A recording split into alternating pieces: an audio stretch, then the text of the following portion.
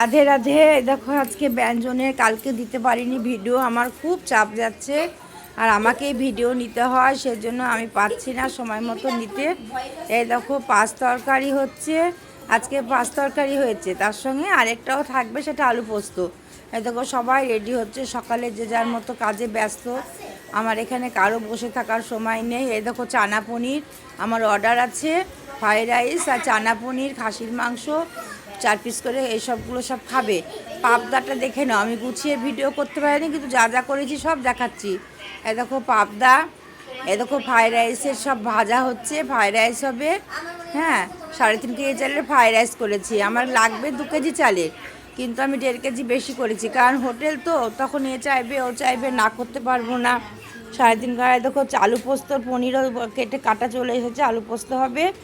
দেখো ফ্রাইড রাইসটা দেখে নাও কমপ্লিট, কাজু কিচমিচ মটরশুঁটি বিনস গাজর, খুব সুন্দর হয়েছিল ফ্রাইড রাইস। ফ্রাইড রাইসও খুব সুন্দর হয়, চেষ্টা করি ভালো করার। আর দেখো মাটনটা দেখো, অনেকটা মাটন, 15 কেজি মাটন, তার মধ্যে 5 কেজি খাবে ওরা, 15 জনা 4 পিস করে খাবে। আর 10 কেজি 10.5 কেজি তো আমার হোটেলে প্রত্যেক দিনই লাগে, শুক্রবার অবধি। দই কাতলা কমপ্লিট, কোনো রান্না বাদ নেই। চানা পনির ছাড়া আলাদা আরও 2 কেজি পনির রান্না হয়েছে আজকে মঙ্গলবার। হ্যাঁ, সব কিছু আমি দেখাতে পারিনি, ভিডিও নিতে পারিনি, মানে আমার দই কাতলার পেঁয়াজটা সাদা ছিল না বলে একটু কালারটা হালকা খারাপ হয়েছে। দেখো চারা পোনা দেখে নাও, চারা পোনাও কমপ্লিট আমার, 1 গামলা চারা পোনা হয়েছে, আর চারা পোনা পাবদা সবই হয়েছে। আর ইলিশ মাছের সাইজটা দেখো, আমার কদিন থেকে এরকম বড় বড় সাইজেরই ইলিশ আসছে। আর ইলিশগুলো আনছে, তখন ভাবছি এত দাম দিয়ে কি মানুষ খাবে, বিক্রি হবে? আবার 4টে না বাজতেই দেখছি ইলিশ নেই, ইলিশ শেষ। ডিম থাকছে না, সেই নামমাত্র একটু ডিম, ওটাকে ডিম বলে না, ও হালকা, ওটা নাড়ি ভুড়ির সঙ্গে আমি বের করে ফেলি। ইলিশ রান্না হয়ে গেছে কমপ্লিট দেখো। হ্যাঁ, সর্ষে পোস্ত দিয়ে সুন্দর করে রান্না করেছি, মানুষের মন পছন্দ হয়, সবাই কেউ এসে খারাপ বলে না, সবাই ভালোই বলে।